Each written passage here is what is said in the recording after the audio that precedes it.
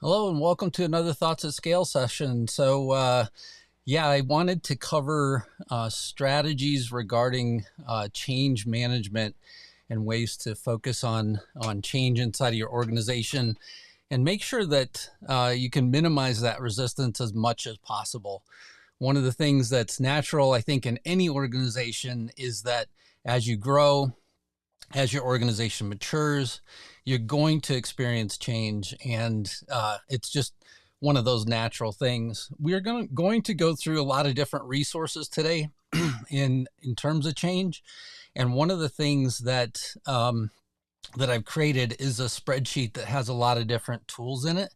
If you haven't subscribed to Thoughts at Scale yet, I know that most people get on LinkedIn and watch these sessions that way.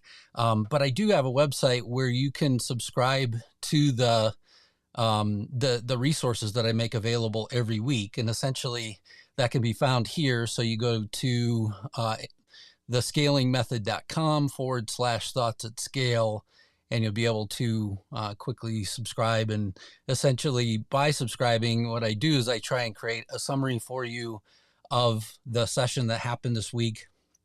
I'll put together the video in addition to that. And then lastly, any resources, there'll be links as well to that. And so, there's just, a lot of different things that we're going to cover today in our quick 30-minute session. And just wanted to quickly mention that before we get started here.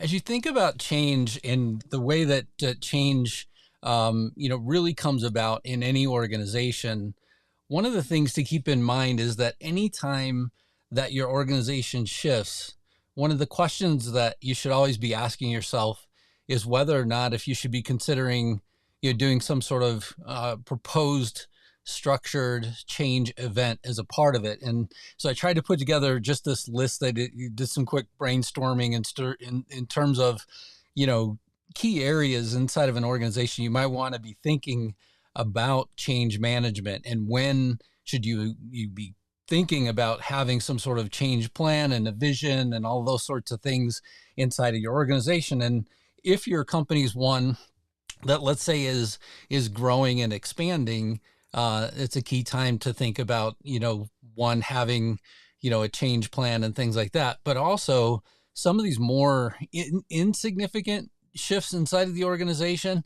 Again, it's another opportunity to come back and think about whether or not if you shouldn't have a change management plan put in place as well for those times. And so as you can see on this list, there's things like process optimization. So obviously if you're streamlining operations or you're doing some sort of quality improvement initiative, maybe it's more well understood that, hey, we should do that, have a change management plan in place for those kind of events. However, you also might not be thinking about the culture inside of the organization as you grow. There might be things that are actually shifting in terms of your organizational culture, or even diversity inclusion initiatives. I know I've been with organizations where we started them, diversity inclusion initiatives. And one of the things that we did was we communicated a lot and spent a lot of time sitting with people and trying to understand their perspective about these initiatives. And even people that you would think would want to be involved in them, all of a sudden we're saying, hey, look, I don't need this. This isn't something, that I necessarily need. And at the same time, there were people that were saying, look, this is a definite organizational need as well. And so just a great opportunity to think more broadly about this list and when specifically should you be thinking about change management. I made a couple posts this last week as well, talking about change management. And I found it interesting that as we go through a couple of the slides here, there were a few people that had commented, and I felt like they went to the mainstream things that you should be doing. But the reality is that there's an entire broad tool set whenever it comes to change management that could be involved if the organization really needs something more broadly. And so we'll cover that, as well as we go through. So whenever you think about the, change overall, it's having resistance to change is natural. It's really, something that people do in response to either, having a reason behind, um, you know, pushing back from the standpoint of, wanting to make sure that things are done properly, or maybe they have some knowledge in terms of, where they've run into difficulty before. There are a lot of different reasons, and taking that perspective and trying to understand empathetically where people are starting from is a key portion to keep in mind as you go through, and consider that you are going to experience change as your organization grows and continues to evolve. The simplest model that I could think of in terms of change management is this 4-step plan. So, typically you would define the change, you'd create a plan for the change, engage stakeholders, and then monitor and evaluate and possibly make some adjustments. But the reality in this as well, though, is that the change that people are going through, really is one where they're sort of, needing some additional data or information about why things are changing and things like that. And so there are a couple of different resources that I'm going to mention here that I feel like are, some of the best go-to tools in terms of understanding the process that you should, consider. But the reality is that having somebody that focuses in on change management inside of your organization is something that is very helpful for many organizations as well, because those individuals can use past experience and say, I've seen this, I know exactly what we need to do in terms of implementing these types of change. Also, there are certified people, in change management like myself, who go through training about change management and then actually lead events around change. And that experience as well adds to our toolkit in terms of the capabilities of implementing change inside of an organization. So one of the resources here, so it's John Cotter's book, Leading Change, is a great resource for people that are wanting to understand, again, another more simple model in terms of implementing change. But at the same time, he provides some really good structure for how you might think about, implementing change inside of the organization as well. And I build on that in one of the tools that I'm going to provide in just a little bit. The first section of this is to understand that there are 8 steps in terms of the change. So, the whole idea of creating a sense of urgency is really having that leadership support. And so whenever I mentioned earlier that I made a couple posts this week on LinkedIn about change management and about, ways that you might think about implementing change, the first thing that I felt like people came back to in their comments was, around leadership and having leadership support. And the second part was communication. And I feel like those two are fundamental in terms of thinking about how you implement change inside of your organization. Some of the less sort of, lesser known ways to approach this would be things like forming a powerful coalition is really around looking at who your stakeholders are in terms of the change that you're implementing and thinking through who supports this and who really isn't a supporter of this particular item that's going to, also be sort of somebody that we're going to have to try and figure out how to face into and convert them and convert the way that they're thinking about the change as well, because it's a real opportunity to get through that that thought process of, how do we build a level of support for this that in the end will be very hard to resist, right? And so the powerful coalition is one that is very important to have inside of any organization. This is not just leaders. I looked at, the resources for the PMI, the Project Management Institute, and other organizations to try and figure out, does anybody else have anything better to offer whenever you think about uh, you know managing stakeholders. And they typically do this top down thing where it's, hey, go look for the strongest leadership and get that. But if you've ever been a part of like a bigger organization, oftentimes you'll find inside of bigger organizations that it's not just the leaders that are leading the organization. You have a middle and lower level, maybe management team, and those teams oftentimes provide a lot of feedback for the upper level management. And so whenever things are not going well, those individuals will go back and they can derail an awful lot of what you've worked on, in terms of putting it in place, for your change. And so just having upper level management is not really the best way to think about implementing, change in a way that's sustainable. Communicating the vision is pretty obvious. I think you're setting that vision in terms of where you're going and communicating that is obvious. Empowering others to act on the vision, I think, is this whole idea of now having a broader team that's out there helping, to implement the change as well, and not just make it one or two or, a small core team, even making it their key responsibility. As you implement the change, generating those short-term wins to show what good looks like in terms of the new place that people are going to wind up at is also important. And then lastly, consolidating the gains and producing more change, and then anchoring in the approaches in the culture are important in terms of getting things in place. And so John Kotter's model consists of 8 steps. It's a solid model in terms of change management. It provides you some good structure. The book that's on the screen here, Leading Change, is where he goes through those 8 steps. And you can, go get the book at any, mainstream bookstore. And, essentially this resource is a good one, I feel like, for somebody that's going through an organization that has some growing pains and needs the capability.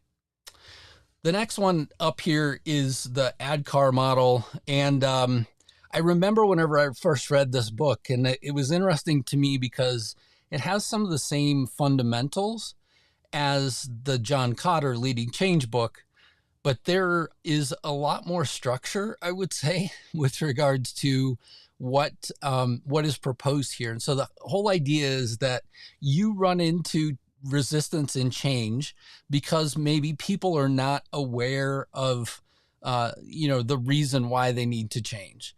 Maybe they don't have the desire, and you have to try and create that desire to move to the new state. Maybe they don't have the knowledge, and so you have to train them in terms of the things that they need to go and do. Maybe they don't have the ability to be able to do it. Maybe there's some other organizational, challenge that prevents them from being able to do it. And then lastly, having that reinforcement in place as well in terms of the change. And so the ADKAR model provides a whole nother level of support, I would say, for organizations that are going through major change. And they do offer certification from ProSci, which is the organization that Jeffrey Hyatt created. And that organization really, certifies people in terms of, how do you think about helping teams and facilitating change? And, there's a whole other level of support for organizations that are going through maybe larger level organizational change, or maybe even, integrations, or, having to think about, ways that they're going to transform their organization for the future. And so this is an entirely other set of capabilities with regards to, to change management. The last thing I wanted to mention here, and then we'll get into some of the tools that you can use, but there's some factors that I think that people should consider first whenever they're thinking about going through change. And one of them is your organizational culture is something that oftentimes people don't want to see shift as a part of a change. And if you're trying to hold on to the organizational culture the way that it is today, you do want to try and think about, how do you align with it so that as the change is implemented, it's done in a way that actually aligns with the culture of the organization as well. Resource allocation, so either having enough people in the areas that are affected or enough people that are focusing on helping with the change, enough people are thinking about communication. Those sort of things are something that, oftentimes are a late factor. So, somebody will go through a difficult moment in terms of implementing change. And because of that challenge, all of a sudden they'll go back and say, hey, we should probably have somebody that in the leadership, is frequently thinking about this and talking to people about it and, thinking about ways to try and advance the organization in terms of the change that we're implementing. If that's an afterthought, then really that's what I'm describing here. And it's one of those moments where you could really set aside a resource or, at least designate a resource that is, responsible inside of the organization for communicating with everybody at town halls and things like that, and really keeping things visible for everybody in terms of the changes being implemented. Change readiness is something that, oftentimes, again, you may think that, the organization's ready for change because of, having done some of the key steps, let's say in Kotter's 8-step model. But at the same time, if you're feeling that and hearing that it's something that people are pushing back on, being ready is something that's defined by the team that's being impacted by it, not necessarily by the individuals that are in charge of change. And so this is an opportunity, again, to assess that readiness based on team readiness, not necessarily on the steps being complete in a book or a checklist. And then the last one is, in terms of risk management, is really looking outside. What if things don't go right? What happens then? And how will the organization be impacted one way or the other if things don't go right? There's a real opportunity to bring up the thought of the ways that you might be challenged and think through that more forward thinking than, on the back end. And so having that forethought is what this risk management, step is all about. So in terms of tools, I created this list of things that, let's see if I can bring it all the way up on the screen here. This list of things that you could go through. So this follows the Kotter 8-step model. And so, creating a sense of urgency. Here's your powerful coalition. There are a series of questions here for you to rate on from 1 to 5 to state whether or not if you're ready. If you're not, the whole idea would be go back to this step and really try and understand what can you do more in support of this particular item so that the organization really is ready at the point of, pulling things together as well. And so each one of the sections more or less follow Kotter's 8-step process so that you can then fill us in both with a score as well as any notes in terms of what you might do if there's a low score, let's say, for any one of the particular items, or if there's even a risk, you could identify that here. This is one of my favorite tools, and it's not in any book overall, but it's something that I've learned through change management, is that we all sort of approach change management in different ways. And for some of us, this idea of having, different ways that we look at problems is something that's important.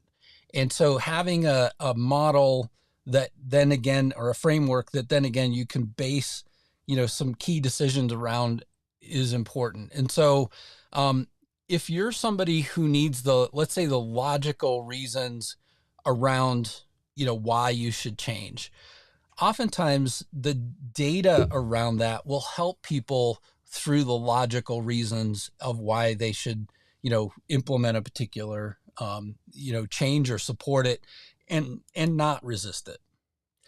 The next section down here is around demonstrating. So this could be things like demonstrating if it's a new software system, let's say, and implementing a new software system inside of your organization. Maybe you do a demo, and that's good enough. Maybe you just do a demo for people. But also you could have things like before and after metrics and things like that that would show people, why they would want to change.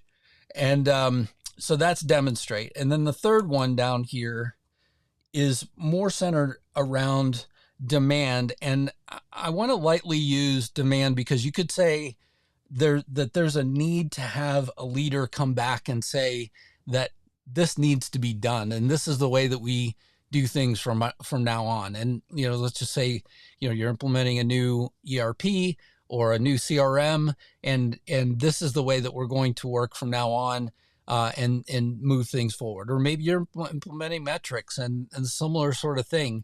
There are discussions that are being had with regards to implementing those metrics. And so you want to have in place a process of, having the leader communicate that. There's one way to do it in terms of demand, though, where you're really trying to gain support of the organization. And it's through that clear and consistent communication. It's through leading by example.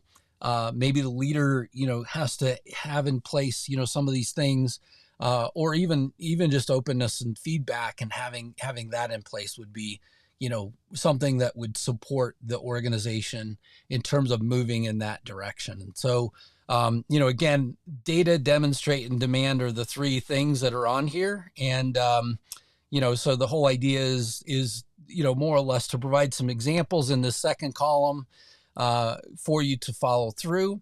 And if you'd like to, use this approach, then essentially you would plan your approach, over here in the third column, and figure out exactly how to support the change with that, with that in mind.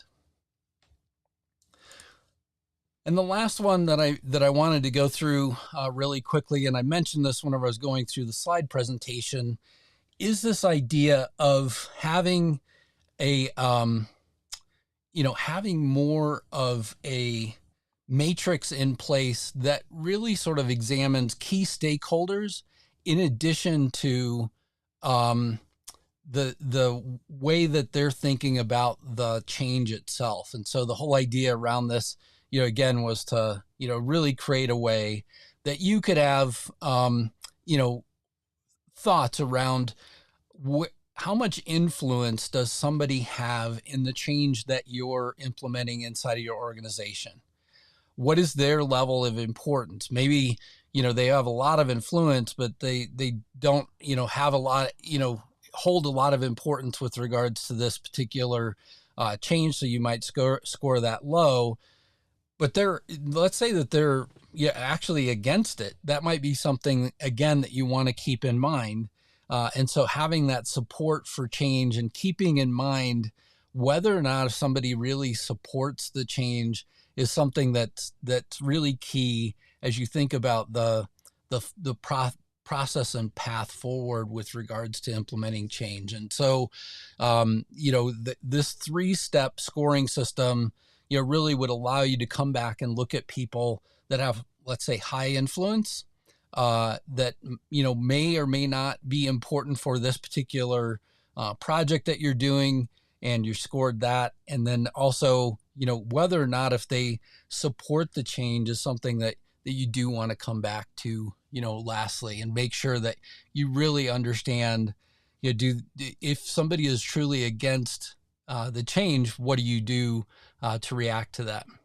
And again, these scoring, the one last thing I wanted to say with regards to this scoring is that oftentimes this is done by somebody who's leading the change and not communicated to a broader team. So I do want to say that as well, because, obviously, maybe you misinterpret something and, somebody's not necessarily against the change that you're trying to implement, but it's just your interpretation of their positioning.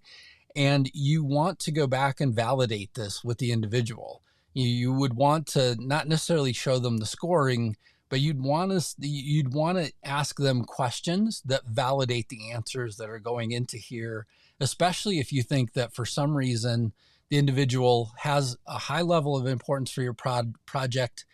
They have a tremendous amount of influence, and so that doesn't necessarily have to do with position or title. Their influence might be, broad across the organization, but not necessarily, somebody that is, has a very high title inside of the organization, but they could be, against it. And you'd want to go back and validate that, with the individual, trying to understand again, empathetically, what is their position and for what reason, are they for or against the change that's being implemented.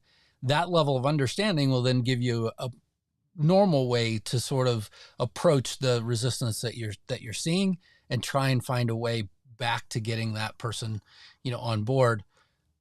Oftentimes these conversations, though, too, can lead to finding fundamental reasons why other individuals inside the organization would naturally resist it as well. Just because somebody is open about the fact that they don't support something being implemented, that doesn't necessarily mean that they're the only one that's feeling that.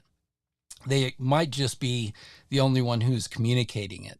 And so you want to take that approach as well, that oftentimes people that aren't speaking often are more dangerous for sort of upsetting things later on in any particular change process. And with that, you want to know people that also aren't saying anything as well. And so again, just a great opportunity to validate and check and make sure that that you fully understand where the resistance is coming from.